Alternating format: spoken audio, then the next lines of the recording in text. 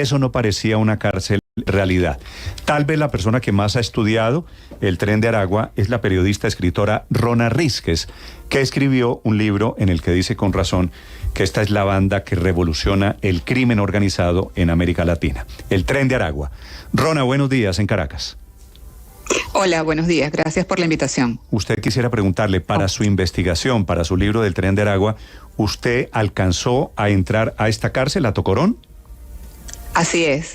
Para mí era un punto clave. O sea, no creo que podía... Yo sentía que no podía hacer un libro sobre el Tren de Aragua o sobre esta organización sin entrar a la prisión de Tocorón, que fue aparentemente hasta ayer, la base de operaciones de este grupo y el sitio además donde nació la organización delictiva. Sí.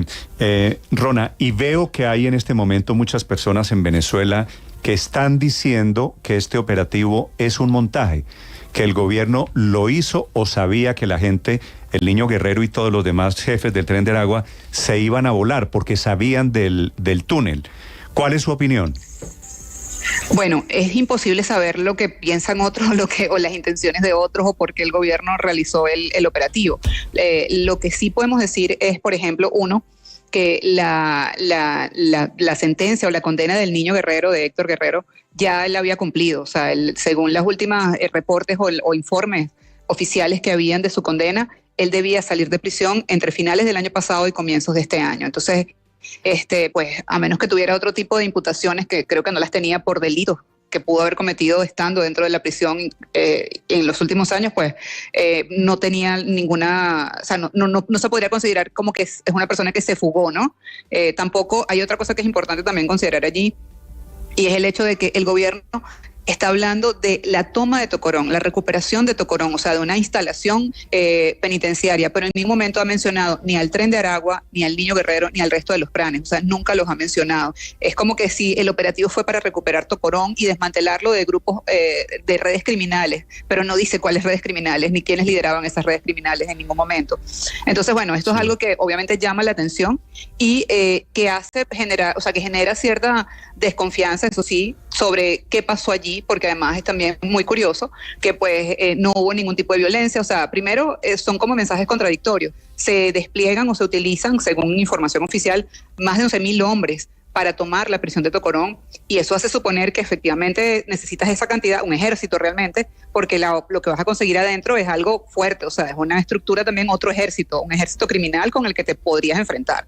Pero resulta que cuando llegas allí, ese ejército criminal no existe o no está, sí. Y lo que ocurre es una salida de alguna manera pacífica de los privados de libertad. ¿Cuál es la razón? A mi modo de ver, bueno, la información que yo manejaba por producto de mi investigación es que quienes tenían las armas y el control de la prisión, obviamente, eran los líderes del Tren de Aragua, los jefes del Tren de Aragua, los pranes. Sí. Y estas personas, es decir, el resto de los privados de libertad, las personas, la población penal, no estaba armada. O sea, la población penal no tenía, si no pertenecía a la organización criminal, pues no estaba armada. ¿Qué pudo haber pasado con el Tren de Aragua ayer, Rona? ¿Qué pudo haber pasado en la operación de ayer? ¿Y qué papel juega en todo esto el Niño Guerrero si, según le entiendo a usted, ya no tenía ninguna pena por pagar y estaba allí básicamente teniendo a Tocorón como centro de operaciones? Sí, bueno, lo que pasó con el Tren de Aragua, la toma de la prisión de Tocorón no significa automáticamente el desmantelamiento del Tren de Aragua. Puede significar un golpe importante para el Tren de Aragua porque esa era su base, su centro de operaciones.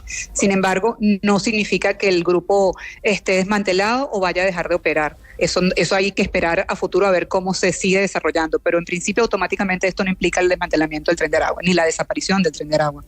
Y luego, sobre el Niño Guerrero, pues igual, el hecho de que él ya podía estar en libertad como muchos otros presos y muchos otros pranes de otras prisiones en Venezuela, porque esta no es la única, son 8 prisiones las que están controladas por pranes, incluida Tocorón.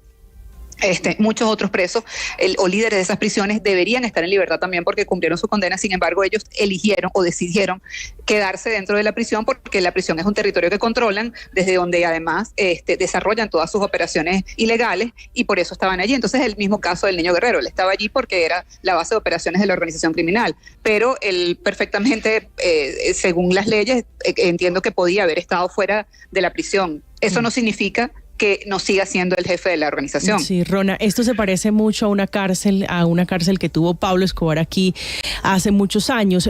¿Qué tan grande es la corrupción en el caso de Tocorón? Porque sí impactan, impresionan esas imágenes del zoológico, la ciudadela que montaron allí en esa cárcel. Sí, o sea, establecer un punto de decir, mira, la corrupción es de esta manera, solo te voy a describir lo que yo viví cuando entré a Tocorón. O sea, en la entrada de Tocorón, en la puerta de Tocorón, hay un grupo de guardias nacionales, o sea, una comisión de la Guardia Nacional, que es una fuerza militar venezolana, y cuando tú pasas por allí, pues simplemente te piden tu cédula de identidad y más nada, y entras. Y luego de la puerta hacia adentro, todo, o sea, no ves un uniformado más, no ves, todas las personas que ves armadas o que veías armadas dentro de la prisión eran presos, no eran funcionarios de cuerpos de seguridad ni funcionarios del Estado venezolano. Eso no existía dentro de la prisión. Luego, dentro de la prisión, además del zoológico, además del estadio de béisbol, además de los comercios, había motos. Los presos se desplazaban en motocicletas, tenían armas de alto calibre. Todas las personas que se encargaban como de la custodia del grupo armado que controlaba la prisión tenían armas. Ahí había comercio de todo tipo, o sea, conseguías todo tipo de drogas, conseguías productos comestibles, había restaurantes, tiendas donde vendían ropas, incluso de marcas reconocidas internacionalmente y costosas, ¿no? Entonces, o sea, había hasta una especie de banco donde podías transar y cambiar dinero. Entonces, bueno, esto era un poco lo que había en Tocorón. Entonces, imaginarte esto y ver que afuera está la Guardia Nacional es realmente algo que es incomprensible. O sea, ya va, ¿cómo pudo entrar toda esta mercancía? ¿Cómo pueden entrar estas motos? ¿Cómo pueden entrar estas armas? ¿Cómo pudieron entrar, por ejemplo, había un sitio que era una lavandería, una planta eléctrica impresionante, o sea, como para abastecer a toda esa ciudadela, y cómo pudo instalarse eso dentro de esta prisión, ¿no? O sea, es la pregunta que creo que todos nos hacemos. Uh-huh. Sí. Rona, ¿cuáles son, de acuerdo con su investigación, los brazos que tiene el clan de Aragua en Colombia? Sí, el Tren de Aragua tiene presencia principalmente en la zona fronteriza, o sea, en Villa del Rosario y en la zona en otros espacios del norte de Santander, del departamento norte de Santander, y también tiene una importante presencia en Bogotá, en localidades de zonas, o sea, en sectores populares, en algunos sectores populares de Bogotá, que como vimos el año pasado fueron escenario de estas matanzas que terminaron en pues personas que fueron mutiladas y encontradas en bolsas negras en distintos puntos de Bogotá y de estos sectores populares. Y además tienen una presencia quizás no tan fuerte en otras ciudades de Colombia. No tengo en este momento a mano en mi memoria cuáles pudieran ser ahorita, pero o sea, sí ha habido como indicios de que tienen alguna presencia en otras ciudades, sobre todo porque uno de los delitos con el que han operado con más fuerza desde Colombia, que incluso han utilizado un poco a Colombia como base de operaciones para este delito, es la trata de mujeres migrantes para explotación sexual, y también incluso incorporando algunas mujeres colombianas que luego son llevadas a Perú, a Chile, para ser explotadas sexualmente. Rona, entonces, esta es un poco la situación en Colombia. Este niño guerrero es así de temible como lo retratan todos los prontuarios, todas las biografías, todos los libros, toda la literatura que se ha escrito alrededor de este delincuente. Bueno, yo diría que más que temible es una persona que, pues, obviamente ha tenido una especie de, no sé si llamarlo liderazgo, y también una visión, entre comillas, estratégica, obviamente para el crimen, con la que ha logrado pues esto que vemos y que conocemos hoy como el Tren de Aragua, y además que no solo se conoce en Venezuela y no solo opera en Venezuela, sino que hemos visto cómo se han establecido células en al menos 7 países, incluyendo Venezuela, de Sudamérica, ¿no? Entonces creo que hay como contradicciones en cuanto a los testimonios que yo recabé acerca de él. Había una cosa en común, y era que todo el mundo sentía un gran respeto, incluso a veces agradecimiento por él, pero por otro lado también tenían conciencia de que era una persona que no necesariamente hacía cosas atroces él directamente, pero que pues sí podía y conociéndolo, quizás ordenar. Y conociéndolo como conoce usted el Tren de Aragua, ¿usted supone que el niño guerrero se queda en Venezuela o se va de Venezuela? Bueno, esa es una pregunta bastante complicada. En realidad, creo que una de las fortalezas que tenía la organización o que tiene la organización es el hecho de poder operar desde un sitio donde estaban operando con total tranquilidad, como era la prisión de Tocorón. Entonces, esta situación de tener que moverse de Tocorón, obviamente, representa un dilema. Sin embargo, la organización tiene el control de varias localidades en Venezuela, en donde han establecido gobernanzas criminales y donde pues ellos controlan pueblos, por ejemplo, también unas pequeñas ciudades completas. Es posible que ese pueda ser el destino, aunque también obviamente es posible que pueda salir del país, como pues según algunas versiones ha ocurrido en otras ocasiones, sí, y con otros jefes de la organización. A mí me parece, Rona, yo no sé si usted conoció la cárcel de la Catedral en la época de Pablo Escobar hace 30 años en Colombia, que Pablo Escobar construyó una cárcel para él y para hacer y deshacer dentro de esa cárcel, que era cerquita a Medellín. Y allá inclusive citaba a sus víctimas y mataba a sus víctimas, rodeado, en teoría cárcel, rodeado de sus mercenarios, de sus sicarios. ¿Esto del Tren de Aragua no se parece mucho a eso de Pablo Escobar? Sí, definitivamente tiene mucho parecido en ese sentido, en algunos detalles puntuales.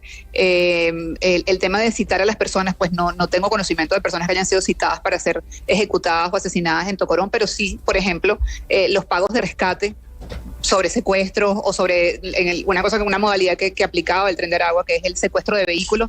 Esos pagos de rescates, incluso de las extorsiones, en ocasiones se exigía que se hicieran en efectivo directamente a Tocorón. Entonces la persona tenía que acudir a Tocorón, a una oficina donde era atendida y donde entregaba este dinero en efectivo. Y pues esta otra dinámica, pues sí, dentro de la estructura jerárquica del Tren de Aragua, hay unos hombres que se denominan luceros. Entonces luceros de la alta, luceros de la baja, son como los lugartenientes y al mismo tiempo guardianes de los líderes de la organización dentro de la prisión y también fuera de la prisión.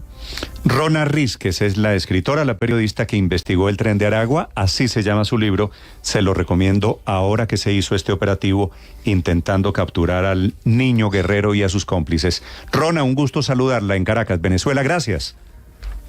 Gracias por la invitación, un gusto.